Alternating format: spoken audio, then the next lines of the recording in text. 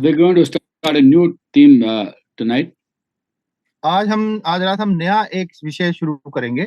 We're going to study the life of the Apostle Paul because he wrote to the Corinthians, "Follow me as I follow the Lord." हम पौलुस के जीवन को देखेंगे, उस पर मनन करेंगे, क्योंकि पौलुस कहता है पहला कुरिन्थियों 11:1 में, तुम मेरी सी चाल चलो जैसा मैं मसीह की सी चाल चलता हूँ। And we remember that he wrote to the Corinthians who are indulging in all kinds of sins. और ये कुरिन्थी के लोगों को लिखी गई है ये पत्री, और ये बात लिखी गई है जो कि सब तरीके के पापों में लिप्त थे। There was sexual immorality, there were divisions in the church, there was jealousy and quarreling, then there were lawsuits among believers, there was incest, every kind of sin was there. वहां पे व्यभिचार था और जो हर एक तरीके की मूर्ति पूजा और सब तरीके की बुराई और बहुत सारे पाप थे। Yet Paul says, "Follow me as I follow the Lord." फिर भी पौलुस कहता है तुम मेरी सी चाल चलो जैसे मैं मसीह की चाल चलता हूँ। Which means even they can turn from sin and be transformed even as the Apostle Paul was transformed. और वो इसका मतलब ये है कि जैसे पौलुस का जीवन बदल गया, वैसे वो लोग भी जो इतने पापों में हैं, वो भी उनका जीवन भी बदल सकता है। We have to remember that God shows no favoritism. हमें इस बात को स्मरण रखना है कि परमेश्वर किसी का पक्षपात नहीं करता। The grace that was showered upon the Apostle Paul can be showered on us also. जो अनुग्रह प्रभु ने पौलुस के ऊपर उंडेला, वो हमारे पे भी उंडेला जा सकता है। Ephesians 6:9 says God shows no favoritism. इफिसियों 6:9 में लिखा है परमेश्वर किसी का पक्षपात नहीं करता। There's so many verses that say that God shows no favoritism. बहुत सारी आयतें बाइबल में जो बताती हैं कि परमेश्वर कोई पक्षपात नहीं करता। Romans chapter 2 verse 11. रोमियो 2 अध्याय 11वीं आयत। Colossians chapter 3 verse 25. कुलोसियों 3 अध्याय उसकी 25वीं आयत। Acts chapter 10 verse 34. प्रेरितों का काम 10वां अध्याय 34वीं आयत। So since he showered so much of grace upon the Apostle Paul for his life to be transformed, even our lives can be transformed.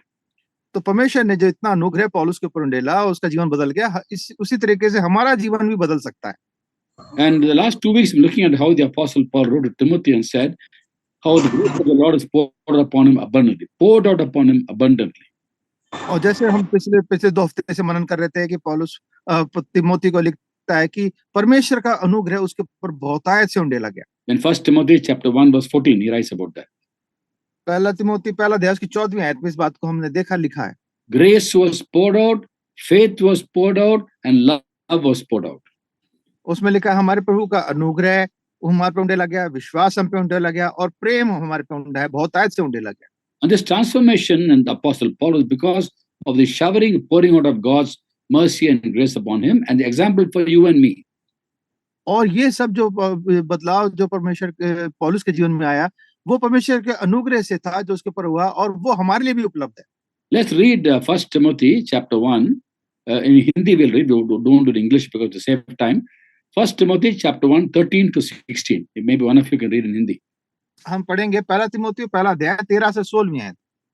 मैं तो पहले निंदा करने वाला और सताने वाला और अंधेर करने वाला था, तो भी मुझ पर दया हुई, क्योंकि मैंने अविश्वास की दशा में बिना समझे बूझे ये काम किए थे, और हमारे प्रभु का अनुग्रह उस विश्वास और प्रेम के साथ जो मसीह यीशु में है बहुतायत से हुआ। यह बात सच और हर प्रकार से मानने के योग्य है कि मसीह यीशु पापियों का उद्धार करने के लिए जगत में आया, जिनमें सबसे बड़ा मैं हूँ। पर मुझ पर इसलिए दया हुई कि मुझ सबसे बड़े पापी में यीशु मसीह अपनी पूरी सहनशीलता दिखाए, कि जो लोग उस पर अनंत जीवन के लिए विश्वास करेंगे, उनके लिए मैं एक आदर्श बनूं। So the Apostle Paul's transformation was example for you and me, believers who would believe in Jesus. तो पौलुस का जो जीवन का बदलाव है, वो हमारे लिए एक उदाहरण है उन विश्वासियों के लिए जो प्रभु यीशु मसीह विश्वास करते हैं। He says Christ Jesus came to the world to save sinners. पौलुस कहता है कि प्रभु यीशु संसार में आए पापियों का उद्धार करने के लिए, of whom I am the worst. जिसमें मैं सबसे बड़ा हूँ। But in me, the worst of sinners, और मेरे द्वारा से जो सबसे बड़ा पापी हूँ, is unlimited patience demonstrated for those who believe upon him. परमेश्वर की सहनशीलता दिखाई जो कि अनंत जीवन के लिए विश्वास करें, उनके लिए आदर्श बनो। And the Apostle Paul never forgot his beginnings. और पौलुस जो है अपने विश्वास पे किस बातों विश्वास किया उसको कभी भूला नहीं। He was a blasphemer, a persecutor, a violent man. वो तो परमेश्वर की निंदा करने वाला और बड़ा एक उपद्रव करने वाला व्यक्ति था। And he writes in the 13th verse, I have shown mercy because I had ignorance and unbelief. और 13वीं आयत में कहता है, मैं तो पहले निंदा करने वाला, सताने वाला, अंधेर करने वाला, तो भी मुझ पर दया हुई। And when he can be transformed, every one of us can be transformed. जब पौलुस जैसा व्यक्ति बदल सकता है, तो हम हर एक हम में से जो व्यक्ति, हम जितने भी हैं, हम भी बदल सकते हैं। Previous weeks I had shared about how there are hindrances in grace that come in our life. That's why we don't receive so much of grace. और पिछले हफ्तों में हमने देखा कि बहुत सारी रुकावटें हैं हमारे जीवन में अनुग्रह को आने से जो रोकती हैं। And the hindrances that are identified actually were removed in the life of the Apostle Paul, so much so he could receive a lot of grace. और ये सारी जो अनुग्रह की जो बाधाएं थी पौलुस के जीवन से हटाई गई, जिससे कि वो बहुत अनुग्रह पा सका। I'm going to identify those hindrances once again, and in the context of the life of the Apostle Paul. हम उन सारी बाधाओं को एक बार जल्दी से देखेंगे और पौलुस के जीवन में किस तरह से वो हटाई गई उसको भी हम देखेंगे। I'll just mention the hindrance and how the Apostle Paul's life from scriptures, how it was not there. He removed it by the grace of God. हम देखेंगे पौलुस के जीवन में वो बाधाएं कैसे आई थी और कैसे परमेश्वर के वचन से वो बाधाएं उसके जीवन से हटाई गई। First was pride. सबसे पहला घमंड। Proverbs 3:34. God opposes the proud, he gives grace to the humble. नीति वचन 3:24 में हम देखते हैं कि परमेश्वर जो नम्र है उनको तो उठाता है, छठेवार और दीनों पर अनुग्रह करता है। And Paul was a humble man. और पौलुस एक नम्र व्यक्ति था। He opened his eyes that I am the worst of sinners. और वो कहता है कि मैं तो सबसे बड़ा पापियों में सबसे बड़ा पापी हूँ। After becoming an apostle, he writes to the Ephesians, chapter 3, verse 8. और उसका जीवन बदलने के बाद इफिसियों 3:8 में वो इफिसियों के विश्वासियों को लिखता है, Although I am less than the least of all God's people, this grace was given to me to be to Gentiles the unsearchable riches of Christ. कहता है मुझ पर सब पवित्र लोगों में से छोटे से भी छोटा हूँ, यह अनुग्रह हुआ कि मैं अन्य जातियों को मसीह का गम्य धन का सुसमाचार सुनाऊं। So after becoming an apostle, he says, I am still less than the least of all God's people. एक प्रेरित बनने के बाद ही वो कहता है कि मैं अभी भी हर विश्वास पवित्र लोगों में छोटे से भी छोटा हूँ। In 1 Corinthians 15:9, he writes, I am the least of the apostles and don't even deserve to be called an apostle. और पहला कुरिन्थियों 15:9 में वो कहता है मैं प्रेरितों में सबसे छोटा हूँ, वरन प्रेरित कहलाने के योग्य भी नहीं हूँ। He was offered himself to Christ to serve him. So what should I do, Lord? And the Lord called him to be an apostle. By calling, he is an apostle. और उसने परमेश्वर से उद्धार किया, परमेश्वर से उसने पूछा प्रभु मैं क्या करूं, परमेश्वर ने उसको बोला प्रेरित कर, उसकी बुलाहट ही प्रेरित होने के लिए थी। Romans 1:1. I, Paul, a slave of Christ, called to be an apostle.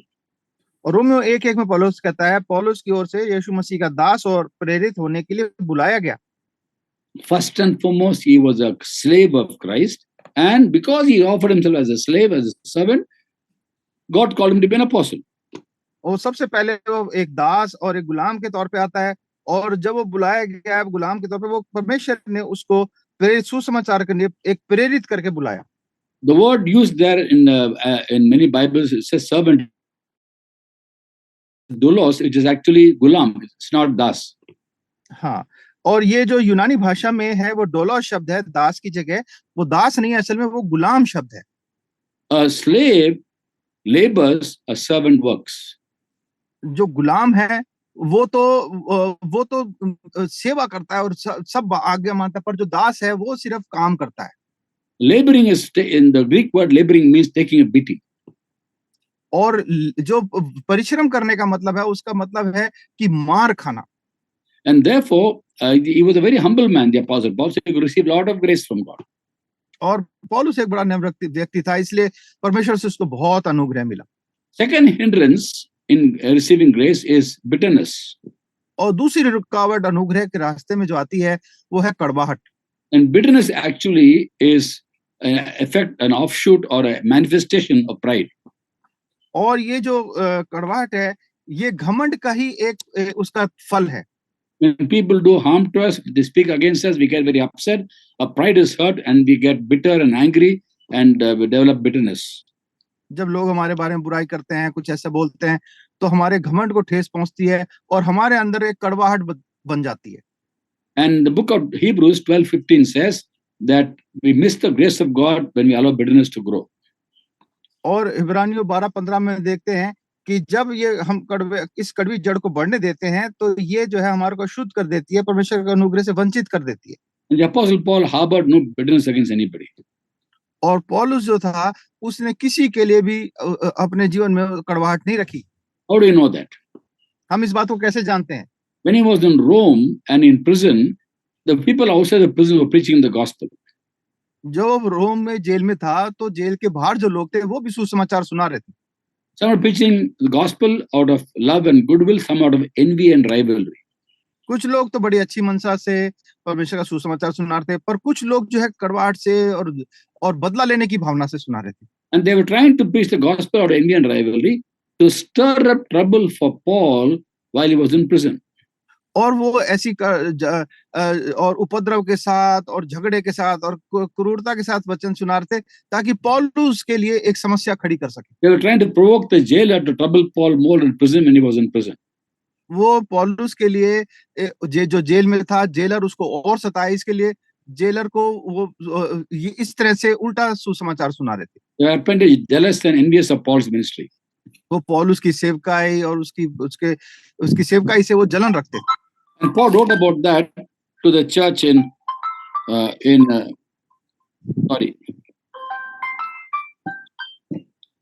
wrote about that to the church in Philippi. और ये बात को पौलुस जो है फिलिपियों की कलीसिया को लिखता है।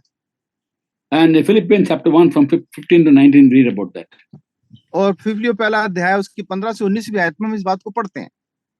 Where he writes about how there are people outside prison preaching the gospel. But look at his response to that. He is not bitter with them. He says, what does it matter? Christ is preached, therefore I rejoice. और वो कहते हैं, उसको बताया कि किस तरह से वो ढा और झगड़े के साथ परमेश्वर का प्रचार कर रहे हैं।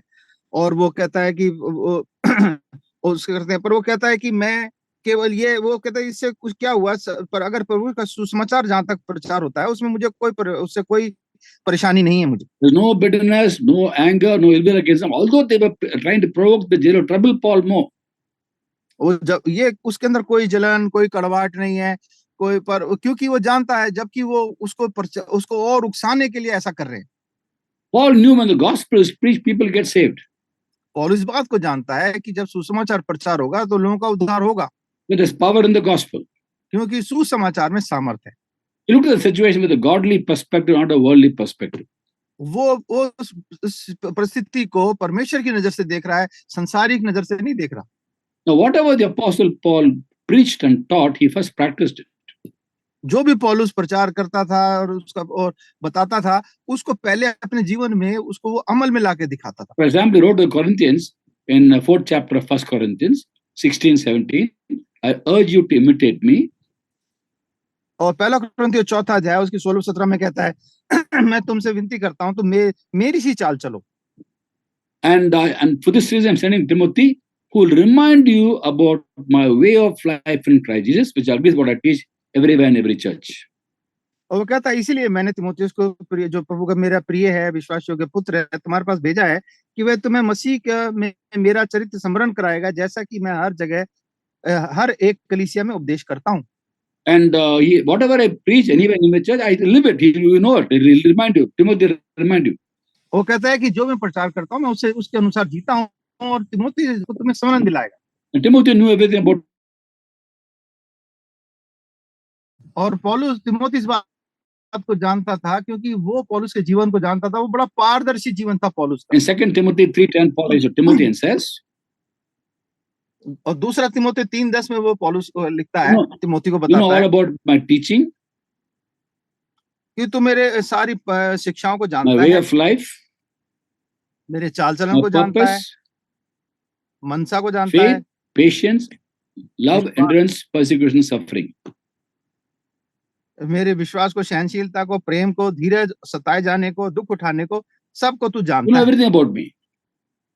तो मेरे बारे में सब कुछ Whatever जानता है। Paul preached and taught, he first lived it.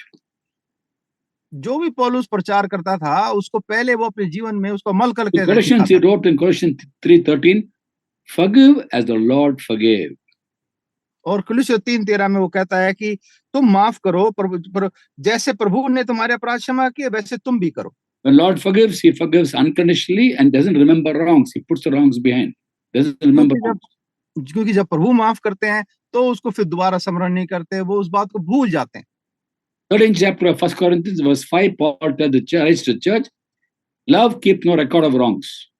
और पहला कुरिन्थियों 13:5 में वो लिखते हैं कि प्रेम जो है वो किसी बात को का लेखा जोखा नहीं रखता।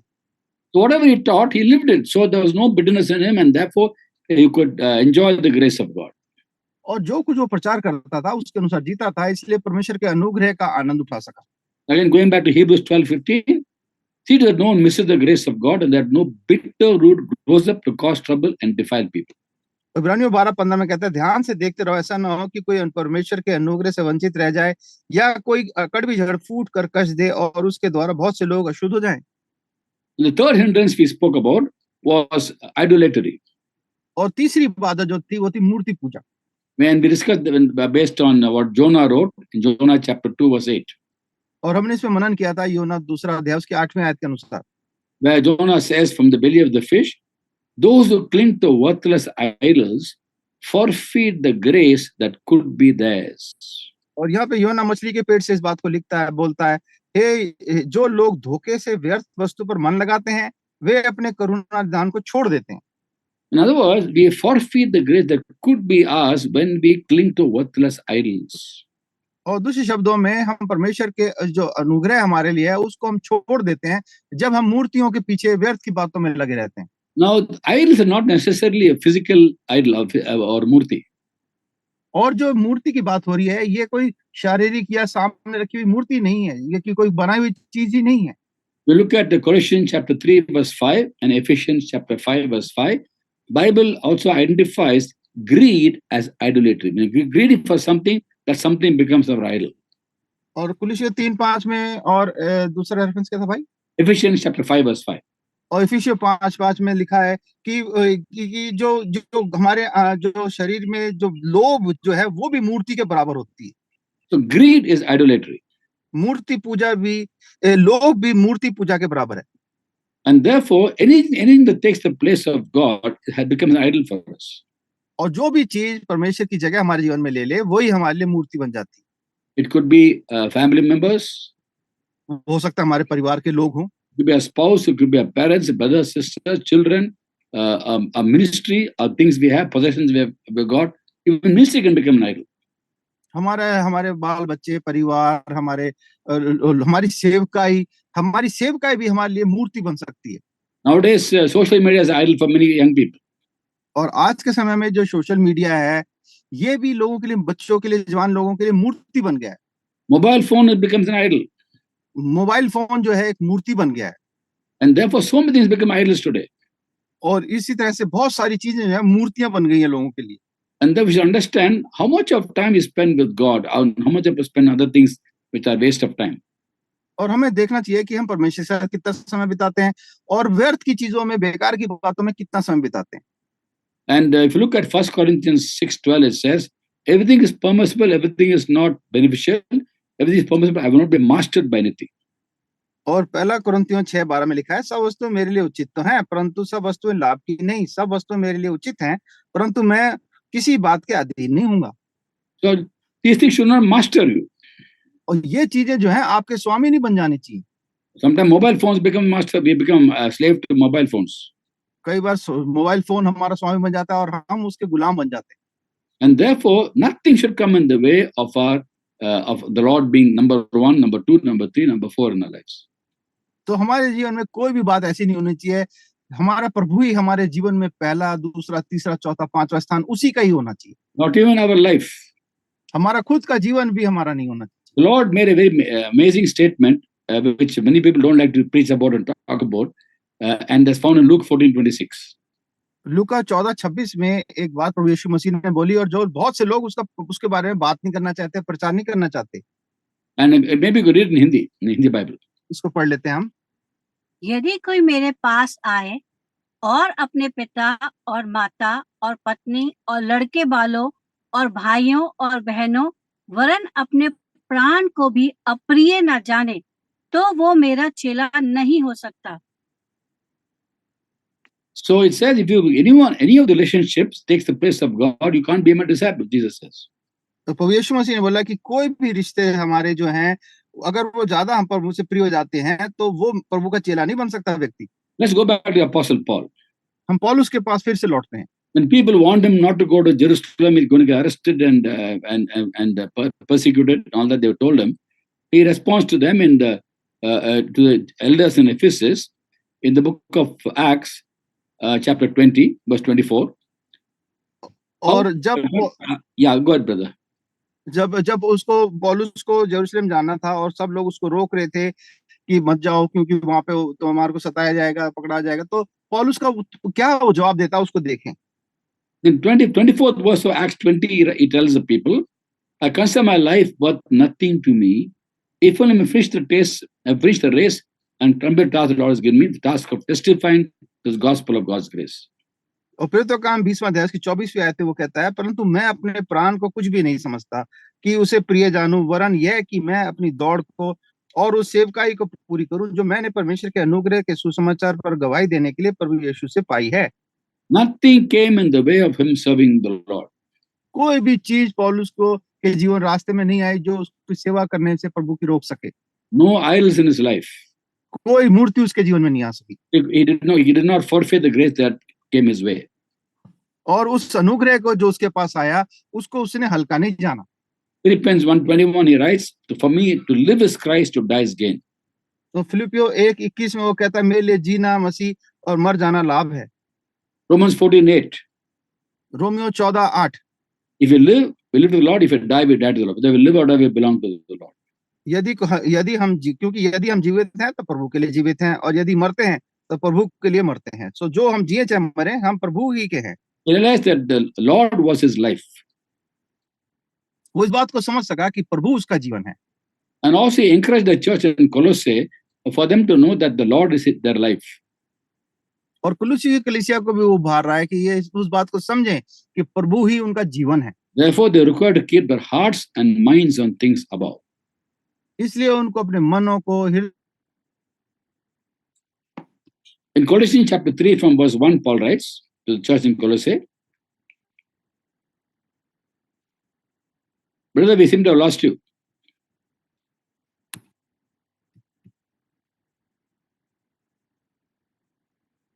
को इस संसार की बातों से हटा के स्वर्गीय बातों पे लगाना था। Yeah, in Colossians 3rd chapter from verse 1 he writes,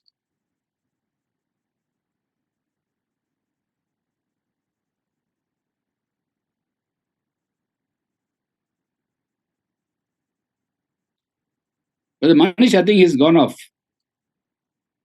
Connection problem. Would you like to interpret? Right, brother. Sure. Okay. Colossians chapter 3 verse 1 Paul writes, कुलुसियों 3:1 में पौलुस ऐसे लिखते हैं, since you pleased with Christ, set your hearts on things above. तो जब तुम मसीह के साथ जिलाए गए तो स्वर्गीय वस्तुओं की खोज में रहो, not on earthly things. जहां मसीह वर्तमान है और परमेश्वर की दाहिनी ओर बैठा है। Set your hearts on things above, Christ is at the right hand of God. Pardon me, brother. Set your hearts on things above, for Christ is seated at the right hand of God. हाँ, जो स्वर्गीय वस्तुओं की ओर खोज में रहो क्योंकि मसीह वहां वर्तमान है और परमेश्वर के दाहिनी ओर बैठा है। Set your minds on things above. तो इसलिए अपने जो हमारा ध्यान है वो परमेश्वर की स्वर्गीय बातों में रहे, not on earthly things. ना कि इस पृथ्वी की बातों पर। For you died and your life is now hidden with Christ in God. I think Ashwani brother has come. Yes, brother, repeat करना थोड़ा। Yeah. Sorry. Set your minds on things above, but Christ is at the right hand of God. Hello. या brother आवाज आ रही है? आपका signal poor है brother.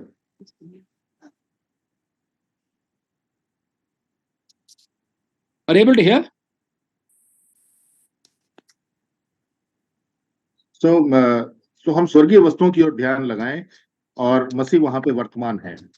Yes, For brother. you died, your life is now hidden in Christ in God. When Christ, who is your life, appears, will appear with him in glory. और मसीह में हमारा जीवन छुपा हुआ है और जब मसीह प्रकट होगा तो हमारा जीवन भी प्रकट होगा। When Christ, who is your life, in other words, he says, Christ is your life. There's no life apart from Christ. सो मसीह जो हमारा जीवन है, इसका मतलब ये है कि मसीह के अलावा और हमारा कोई जीवन में जीवन है ही नहीं, मसीह के सिवाय जीवन नहीं है। Nothing should take the place of Christ. और कोई भी चीज हमारे जीवन में प्रभु यीशु मसीह का स्थान नहीं ले सकती। There are no idols in the life of the Apostle Paul, and therefore he could receive more and more grace from God. और पौलुस के जीवन में किसी तरह की मूर्त नहीं थी, और इसलिए वो प्रभु यीशु मसीह में और बढ़ता गया। And the fourth hindrance we spoke about was laziness. और चौथा जो बाधा हमने देखी थी वो था आलस्य। Enjoying God's presence requires hard work, and that's by the grace of God we can enjoy His presence in prayer. प्रभु की संगति, सहभागिता, उसकी उपस्थिति को अगर हमें उस आनंद उठाना है इस बात का, तो वो प्रभु के साथ रहकर ही और बिना आलस्य के हमें उठाना है, उसके लिए कड़ी मेहनत करनी है। And Paul was a very hardworking servant of God. और पौलुस जो था वो प्रभु का बहुत ही मेहनतकश सेवक था। In 1 Corinthians 15:10 he writes, पहला कुरिन्थियों 15:10 में वो ऐसा लिखते हैं, by the grace of God I am what I am. वो कहते हैं कि प्रभु के अनुग्रह से जो मुझ पर हुआ, मैं आज जो हूं सो हूं। And His grace to me was not without effect. और उसका जो अनुग्रह है वो व्यर्थ नहीं हुआ। No, I worked harder than all of them, yet not I, but the grace of God working within me. वो कहता है कि परंतु मैं जो कुछ भी हूं परमेश्वर के अनुग्रह से हूं, और उसका अनुग्रह जो मुझ पर हुआ वो व्यर्थ नहीं हुआ, परंतु मैंने सबसे बढ़कर परिश्रम भी किया, तो भी यह मेरी ओर से नहीं परंतु परमेश्वर के अनुग्रह जो मुझ पर था हुआ। What Paul is saying is, I worked very hard to receive more and more grace from God. और पौलुस दूसरे शब्दों में वो ये कह रहे हैं कि मैंने कड़ी मेहनत की ताकि मैं प्रभु के अनुग्रह में और बहुतायत से बढ़ता जाऊं। Even this working hard was by the grace of God. और वो कहते हैं कि मैं मेहनत भी कर रहा हूं तो वो भी प्रभु का अनुग्रह है जिससे मैं मेहनत कर पा रहा हूं। In other words, I received grace from God to be able to work hard to receive more grace from God. और इसलिए हमें कड़ी मेहनत करनी है ताकि हम प्रभु से और अनुग्रह पाएं, ताकि हम प्रभु के और सेवा कर सकें। For example, to be able to understand the scriptures, we must spend time with God to be taught by Him. और जो परमेश्वर के जो वचन उसको सिखाया गया था, उसमें वो अधिक से अधिक समय व्यतीत करता था।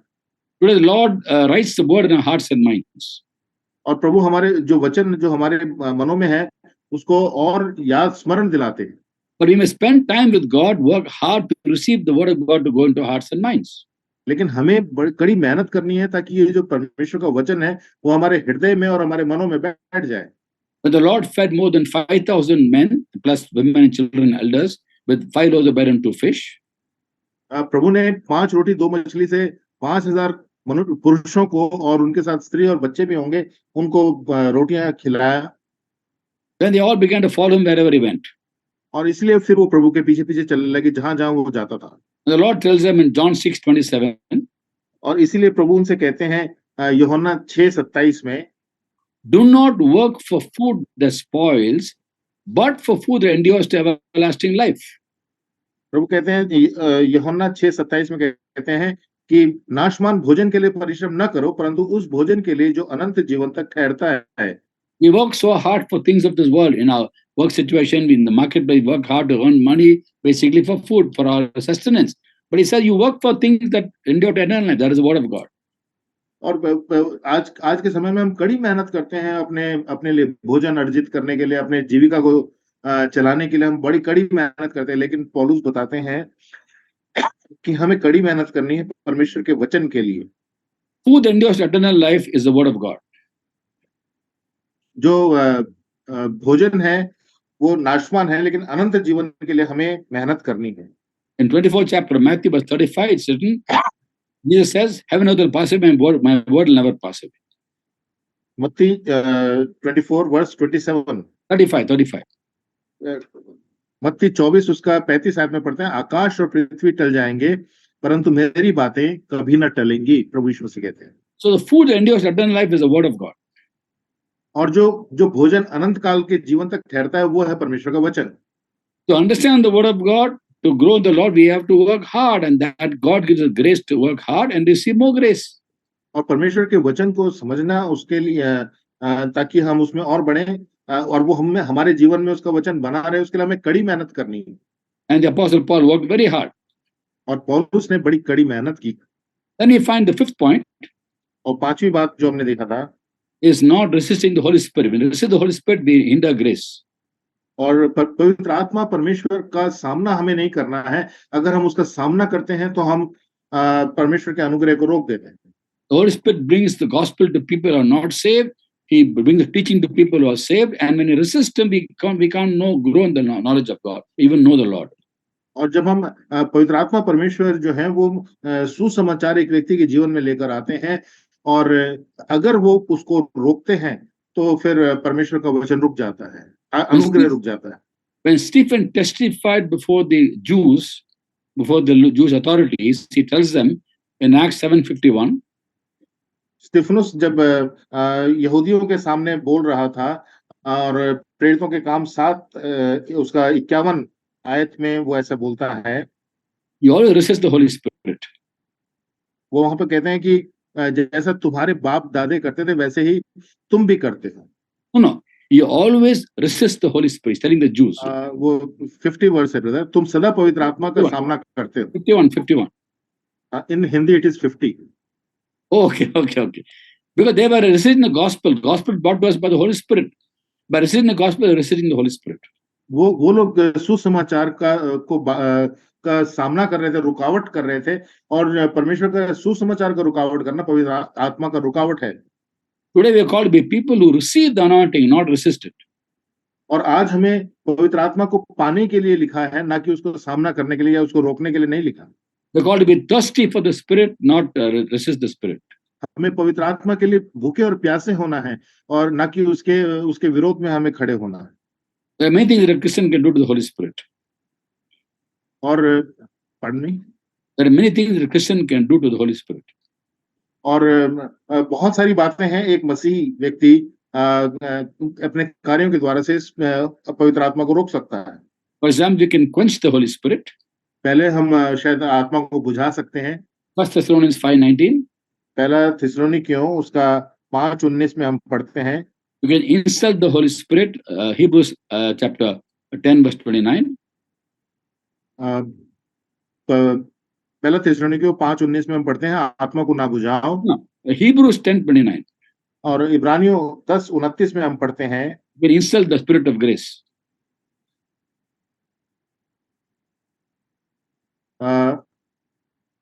पवित्र आत्मा को अपवित्र जाना है और अनुग्रह की आत्मा का अपमान किया। Yes, insult the Spirit of grace. Then we can also be a people who grieve the Holy Spirit. Ephesians 4:30. और इफिसियों 4:13 में हमने ऐसा भी देखा है कि 4:30 में हम पढ़ते हैं कि और परमेश्वर के पवित्र आत्मा को शोकित मत करो, जिससे तुमको छुटकारे के दिन के लिए छाप दी गई है। Yes, in other words, we can actually grieve the Holy Spirit by the way we speak and pull people down. और जैसा हम बातचीत करते हैं, अपने बोलचाल व्यवहार के द्वारा से हम परमेश्वर की आत्मा को शोकित कर सकते हैं। In the case of Apostle Paul, he never resisted the Holy Spirit. The Holy Spirit poured upon him abundantly, graciously by the Lord Jesus Christ. लेकिन जब हम पौलुस प्रेरित के जीवन को देखते हैं तो उसने कभी भी परमेश्वर की आत्मा का सामना नहीं किया, या उसको शोकित नहीं किया, या उसका अपमान नहीं किया। He wrote about that to Titus in third chapter of Titus, verses 3-8. और तीतुस तीसरे अध्याय 3री आयत से 8वीं आयत के बीच में वो लिखते हैं। Read that, brother. Read that passage. क्योंकि हम भी पहले निर्बुद्धि और आज्ञा न मानने वाले और भ्रम में पड़े हुए और रंग रंग के अभिलाषाओं और सुख विलास के दासत्व में थे, और बैर भाव और डाह करने में जीवन निर्वाह करते थे, और घृणित थे, और एक दूसरे से बैर रखते थे। पर जब हमारे उद्धारकर्ता परमेश्वर की कृपा और मनुष्य पर उसकी प्रीति प्रकट हुई, तो उसने हमारा उद्धार किया, और ये धर्म के कामों के कारण नहीं, पर हमने आप किए, पर अपनी दया के अनुसार नए जन्म के स्नान और पवित्र आत्मा के हमें नया बनाने के द्वारा हुआ, जिसे उसने हमारे उद्धारकर्ता यीशु मसीह के द्वारा हम पर अधिकाई से उंडेला, जिससे He poured out the Holy Spirit upon me. उसने परमेश्वर ने अपना पवित्र आत्मा हमारे जीवनों में उंडेला, जिससे हम उसके अनुग्रह से धर्मी ठहर कर अनंत जीवन की आशा के अनुसार वारिस बने। ये बात सच है और मैं चाहता हूं कि तू इन बातों के विषय में दृढ़ता से बोले, इसलिए कि जिन्होंने परमेश्वर की प्रतीति की है, वे भले भले कामों में लगे रहने का ध्यान रखें। ये बातें भली और मनुष्यों के लाभ की हैं। Okay, he's telling Titus, exhorting Titus. Titus was actually elder in Crete, in the church in Crete. और तितुस जो है वो क्रेते में एक अध्यक्ष था एक कलीसिया का। And he's telling him, go emphasize these things, stress these things to the people. और वो उनको ये सिखा रहे हैं कि तुम जाओ और अपनी कलीसिया के लोगों को ये बातें मानना सिखाओ। From his own life, he said, the Holy Spirit is poured out upon me generously by the grace of the Lord Jesus. वो कहते हैं कि परमेश्वर का आत्मा मेरे ऊपर उंडेला गया है, तुम भी जाकर के इस बात को समझाओ। His ministry was entirely by the anointing of the Spirit. और उसका जो जीवन, उसकी सेवकाई थी, वो पूरा पवित्र आत्मा के प्रेरणा से था। Let's read also Romans 15:18. और हम रोमियो 15:18 को भी पढ़ेंगे। रोमियो 15 और उसका 18। क्योंकि उन बातों को छोड़ मुझे और किसी बात के विषय में कहने का हियाव नहीं, जो मसीह ने अन्य जातियों की अधीनता के लिए वचन और कर्म और चिन्हों और अद्भुत कामों की सामर्थ से, पवित्र आत्मा की सामर्थ से मेरे ही द्वारा किए। पवित्र आत्मा से मेरे द्वारा किए. He did it through me by the Holy Spirit's power. So very, very clear. The Apostle Paul put away every hindrance, so he had the privilege of receiving more and more grace from God. तो इसने जब पौलुस लिखते हैं कि पवित्र आत्मा की सामर्थ से मेरे द्वारा किए, इसका मतलब यह है कि उसने हर एक बाधा, हर एक रुकावट को उसने अपने जीवन से दूर किया और परमेश्वर के वचन को अपने जीवन में प्रवाहित होने दिया ताकि उसके अनुग्रह से और कड़ी मेहनत से वो काम कर सके। Next we're going to look at some of the secret qualities of Paul, which we can emulate.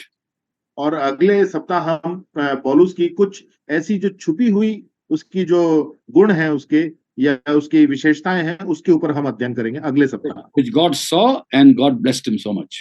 और उन विशेषताओं को जिन्हें परमेश्वर ने देखा और उनके कारण से पौलुस को बहुतायत से आशीष दी। Next we'll again look at the life of the Apostle Paul, example of the Apostle Paul, learn from him, because it says very clearly in the Bible, Hebrews 13:7, remember you already spoke the word of God to you. Consider how come their life and imitate their faith. और अगले सप्ताह भी हम पौलुस के जीवन से अध्ययन करेंगे, पौलुस के ही जीवन से अध्ययन करेंगे। और अभी हम इब्रानियों 13 उसका 7 आयत को पढ़ते हैं।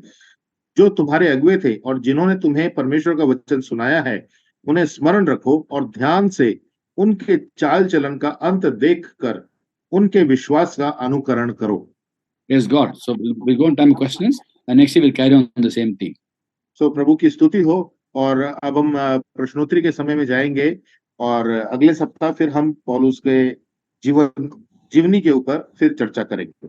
God bless you all. प्रभु आप सबको आशीष दे।